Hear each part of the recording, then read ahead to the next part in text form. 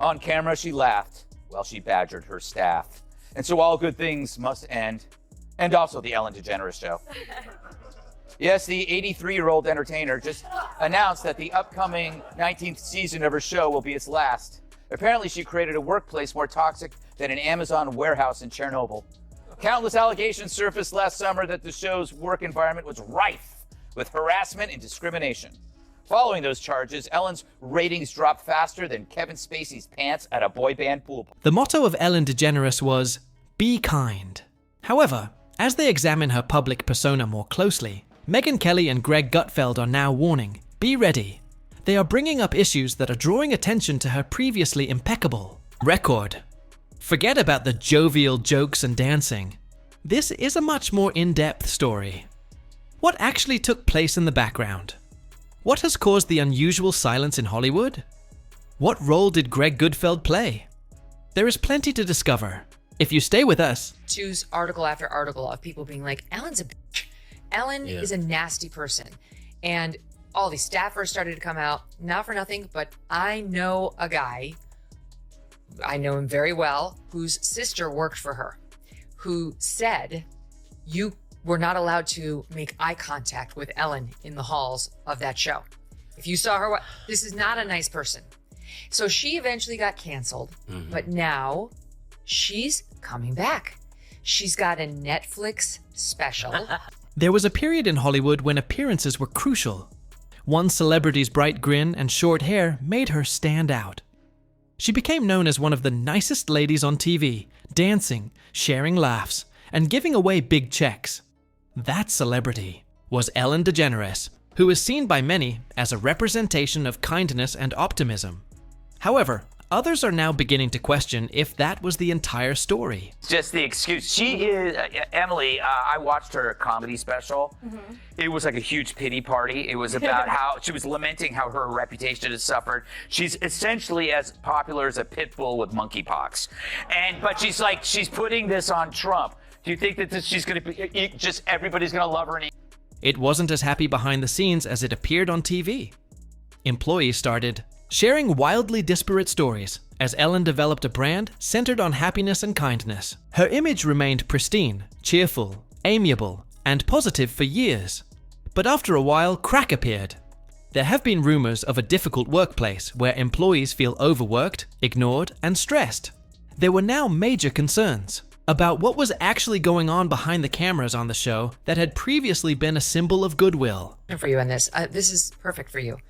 Because I'm seeing this week that there is an attempted comeback by somebody who did not cross one of those fateful lines of misstepping on their sacred cows of gender or race or sexuality. Yeah. But she was said to be a nasty biatch, and that's Ellen DeGeneres.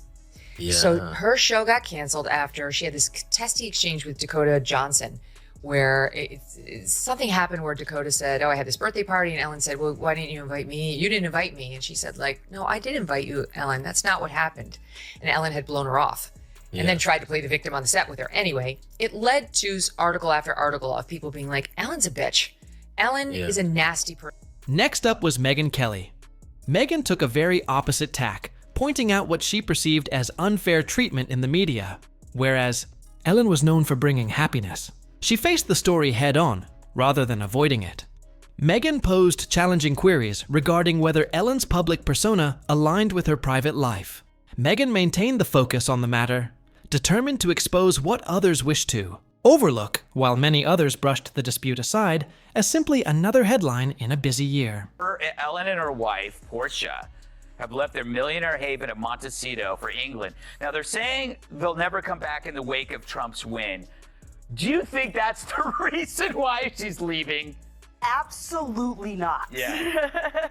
I mean, Ellen got canceled for real a few years ago from just being a jerk. Yeah. Like, it wasn't like a single comment she said or something she did. Just lots of people saying that working for her was a living nightmare and that she's a jerk. Kelly didn't limit her attention to allegations that Ellen had mistreated interns.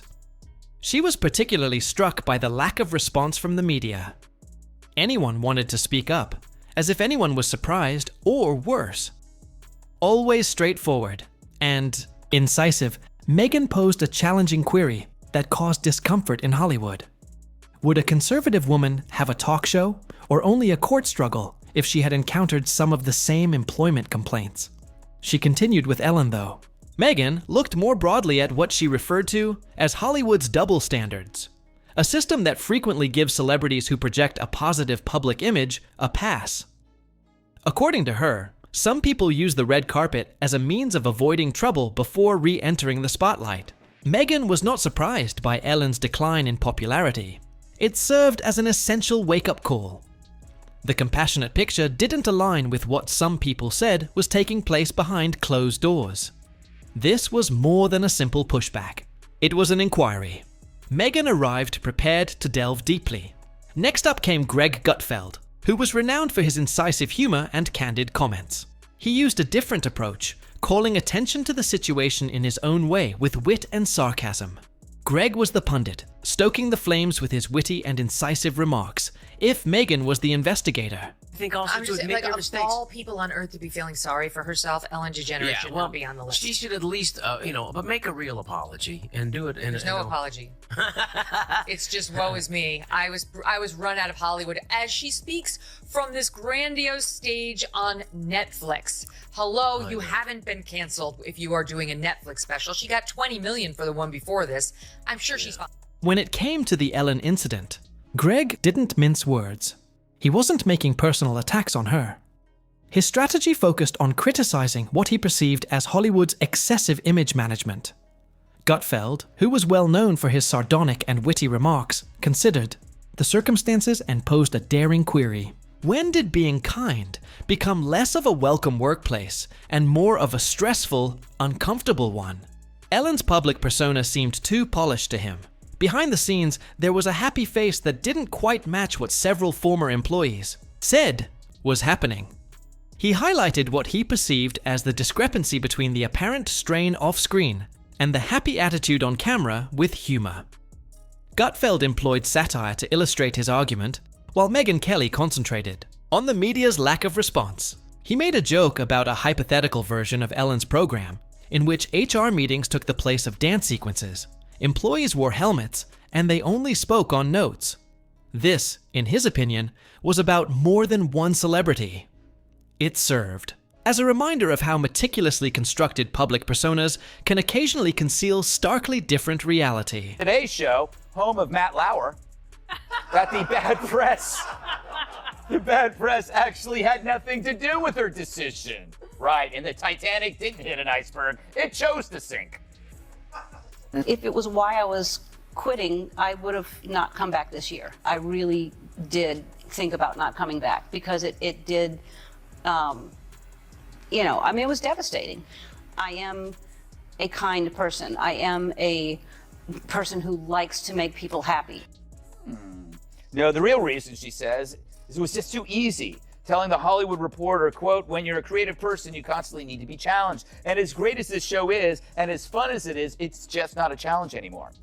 Well, if that's true, here's an idea. When your viewership is down to 43%, why not consider that the challenge? Megyn Kelly came with incisive, methodical questions, prepared to reveal how the media had shielded Ellen as if she were impervious. Greg Gutfeld, however, brought attention to himself in a way that only he can, by using humor and daring commentary. Megyn concentrated on the disparities. How some celebrities are given a second chance or a pass, while others are subjected to harsh criticism. Greg made a joke about how no TV show has been produced on Ellen's backstage drama, stating that even premium channels would likely find it too gloomy. The world of celebrities, however, became silent. Those who used to applaud Ellen's every joke now hardly spoke. Some were uncertain and provided cautious support on social media, while others vanished completely, leaving Ellen with many fewer friends in the public eye than previously. Megyn persisted in pushing through everything. She brought up the fact that Ellen's public apologies appeared to be taken at face value by the media, who treated them as if they were the whole truth. However, Megyn was able to see through it. Identifying these claims as well-crafted comments meant to preserve a reputation, rather than demonstrate sincere regret.